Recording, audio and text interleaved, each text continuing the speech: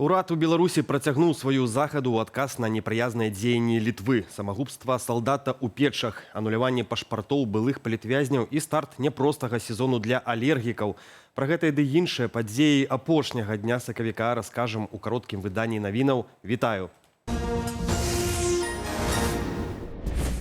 До 31 снежня на лета ўрад у Беларусі працягнуў забарону на ўвоз асобных тавараў праз літоўска-беларускую мяжу. Адпаведную пастанову падпісаў прэм'ер-міністр Александр Турчын, паведамілі ў прэс-службе Саўміна.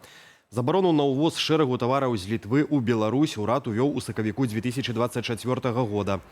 Афіцыйна яе патлумачылі непрыязнымі дзеяннямі з боку афіцыйнай Вільні. Гэтак у Менску ацанілі закрыццё двух памежных пунктаў пропуску – Лаворышке з Катлоўка і Райгарда з Прывалка. У пераліку тавараў, што трапілі пад забарону, піва і віно, мінеральная вада, шыны, адзенне секонд-хенд і ўжываныя запчасткі. Іх нельга ўвозіць для продажу на тэрыторыі Беларусі, аднак можна для карыстання ў асабістых мэтах. Няўдалы манеўр на трасе пад Віцебскам абярнуўся траўмамі для пасажыраў рэйсавага аўтобуса. Учора ўвечары шматтонны цяжкавік МАН не змог бяспечна размінуцца з пасажырскім мазам. Падчас сустрэчнага раз'езду 36-гадовы кіроўца цяжкавіка не разлічыў дыстанцыі. Пацярпелі трое. Пасля агляду ў шпіталі іх адпусцілі дадому на амбулаторнае лячэнне. А ў сталіцы 64-гадовы Менчук пасля застолля з сябрам вырашыў сесці за стрыно свайго «Опеля». На вуліцы Энгельса ён пратараніў адразу 7 прыпаркаваных аўтамабіляў. Медычны агляд паказаў больш за 1 праміле алкаголю ў крыві кіроўцы. Цяпер святочная паездка абыдзецца яму ў 8 000 рублёў штрафу і пазбаўленне правоў на 5 гадоў. Летась у Беларусі агульная колькасць аварыяў знізілася больш як на 5,5% у параўнанні з 2024, піша агенцтва «Позірк» на падставе дадзеных Белстату. Затое, напрыклад, у Менску амаль удвая вырасла смяротнасць у ДТЗ. Летась загінулі 24 асобы. Салдат тэрміновай службы менскага спецназу здзейсніў суіцыд у вайсковым гарадку Печы. Трагедыя адбылася ў ноч на 14 сакавіка, аднак вядома пра яе стала толькі зараз. Паводле інфармацыі «Зеркала», салдат быў на вучэннях і скардзіўся на дзедаўшчыну. Як высветлілі журналісты, загінулага звалі Максім.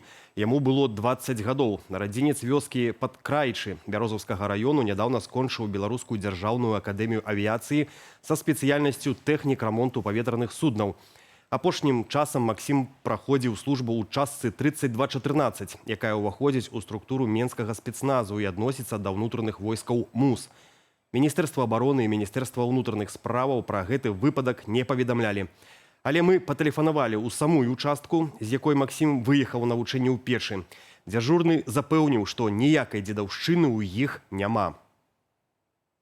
Ну, здесь действительно с этим борются, то есть здесь действительно этого нету, здесь для солдат все условия, ну, на самом-то деле. И, то есть, многое, там просто тоже непонятно, там, может быть, у него и девушка была, понимаете? То есть дело не в дедовщине? Нет. Я здесь прохожу службу срочную, и я могу сразу сказать, что все нормально. То есть можете не переживать. Палітык Мікалай Статкевіч у чарговым допісе ў сваім тэлеграм-канале выказаўся адносна будаўніцтва ядравага сховішча пад Крычавам. Паводле яго, увядзенне Масквою такога аб'екта ў Беларусі сведчыць, што на нашай зямлі будзе стала размешчаная вялікая колькасць ядравых боегаловак. Ці бачаць у Белпол прыкметы такіх планаў Крамля? У эфіры студыі Белсат расказаў прадстаўнік ініцыятывы Владимир Жигар. На сегодняшний день тактического ядерного оружия на территории Республики Беларусь нет.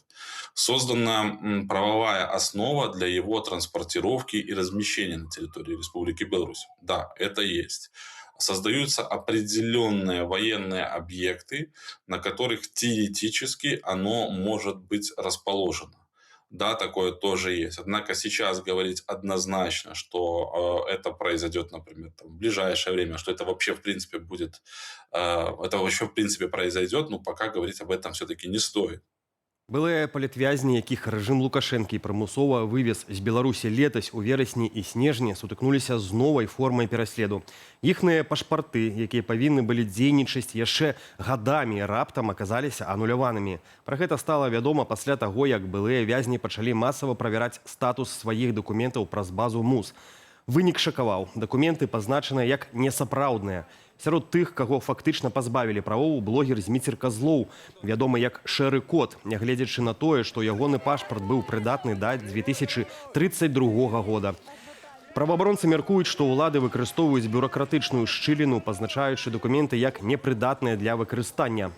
Гэта свядомая спроба пакінуць людзей у прававым вакууме за мяжой.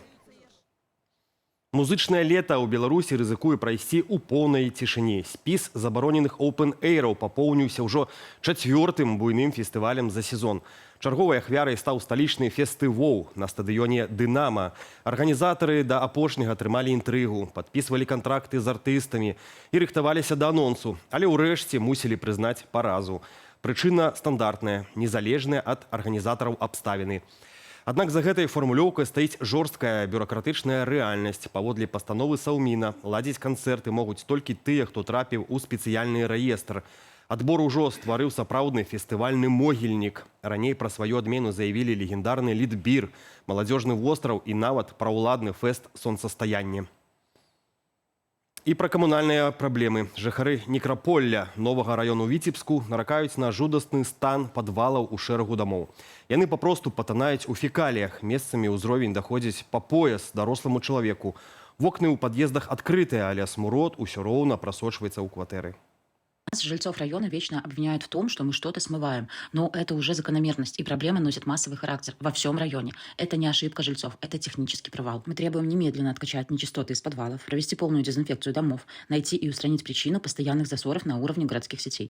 Няпросты сезон для людзей з алергіямі. У Беларусь ужо пачалі паступаць першыя хвалі алергенаў. Іх прыносяць заходнія вятры з Польшчы ды Нямецчыны, сведчаць дадзеныя маніторынгу.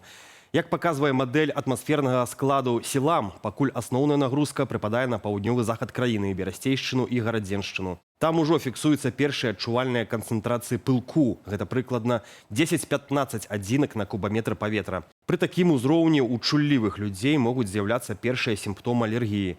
Лекары нагадваюць, каб аблягчыць свой стан у гэты сезон, варта рэгулярна прыбіраць удома з вільготнымі анучамі. А вось праветрываць жытло варта вечарам, пасля дажджу. Хочаце пабачыць цэлы статак зуброў? Тады вам трэба адправіцца па гарадзенскай трасе М6 у бок Валожына. Карыстальнікі сацыяльнай сеткі Трэц паведамілі, што ўжо з тыдзень магутныя жывёліны гуляюць па полі каля райцэнтру. Пакуль жа прапануем паглядзець на зуброў разам і без каментара.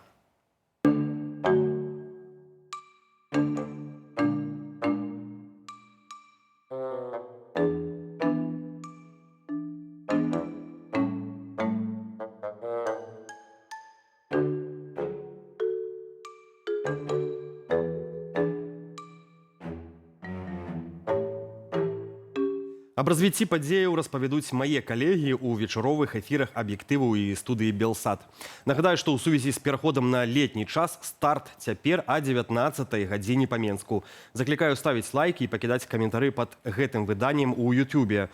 Яны дапамагаюць нам пашыраць праўдзівую інфармацыю. Аднак найперш дбайце пра ўласную лічбавую бяспеку. Беражыце сябе і заставайцеся з «Белсатам».